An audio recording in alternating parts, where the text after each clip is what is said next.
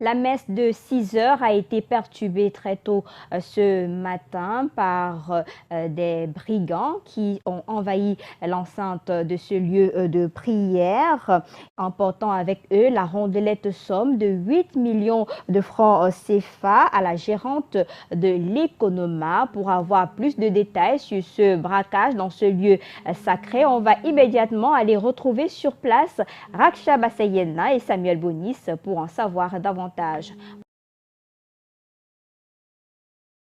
Après-midi Lille, bon après-midi à tous. Alors nous sommes ici à la cathédrale Notre-Dame de Victoire de Yaoundé où il y a eu un braquage à 6 heures du matin. C'est du côté de l'Economa qui est situé juste là-bas où une femme, celle qui tient l'Economa, a été victime d'une agression, d'un braquage, je vais dire. Un braquage de 8 millions de francs CFA qui ont été emportés par les brigands. Ces brigands donc ont apporté la somme de 8 millions de francs CFA et ont maltraité la dame parce qu'elle a été retrouvée attachée sur sa chaise de la tête aux pieds. C'est un prêtre, un jeune prêtre qui donnait la messe, qui a été alerté et a essayé de suivre les brigands qui étaient armés et ils se sont enfuis sur une moto. Malheureusement, le prêtre n'a pas pu les rattraper. Nous avons pu avoir certaines informations d'un gérant de la boutique que vous voyez juste à notre gauche. Il a essayé de nous dire ce qui s'est passé. Il n'a pas vécu la scène, mais il a essayé de rencontrer le prêtre et de lui demander ce qui s'est exactement passé. Sa version de fait, vous l'écouterez avec nous. Il dit que quelqu'un a cogné en route. Bon. Bien après une minute, j'ai ressenti les cris. C'était la dame qu'on a attachée et que je suis sorti. J'ai rencontré le jeune prêtre, toujours posé la question pourquoi. Il y a eu quoi? On me dit qu'on a braqué. On a attaché la dame qui gère l'Economa. On a emporté d'énormes sommes d'argent, 8 millions de francs environ. J'ai vu un sac posé que les deux jeunes qui étaient, parce que le prêtre a confirmé que c'était deux jeunes qu'il a rencontrés à la porte au moment où ils ont lâché la femme. Bref, il n'y avait rien dans le sac, rien d'indice dans le sac. Ils étaient armés. Bon. C'était l'argent de la caisse qu'ils ont emporté. Et la dame disait que c'était le recteur qui cherchait. Donc il voulait même tuer la dame, mais l'autre a dit que non, ne tue pas, c'est pas elle on doit tuer, c'est le recteur.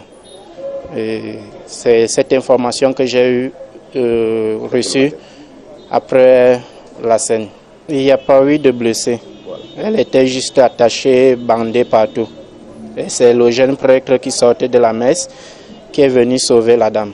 Ils sont arrivés là dès que ils étaient déjà partis parce que bien après, on a ressenti qu'ils étaient même sur la moto, qu'ils sont partis.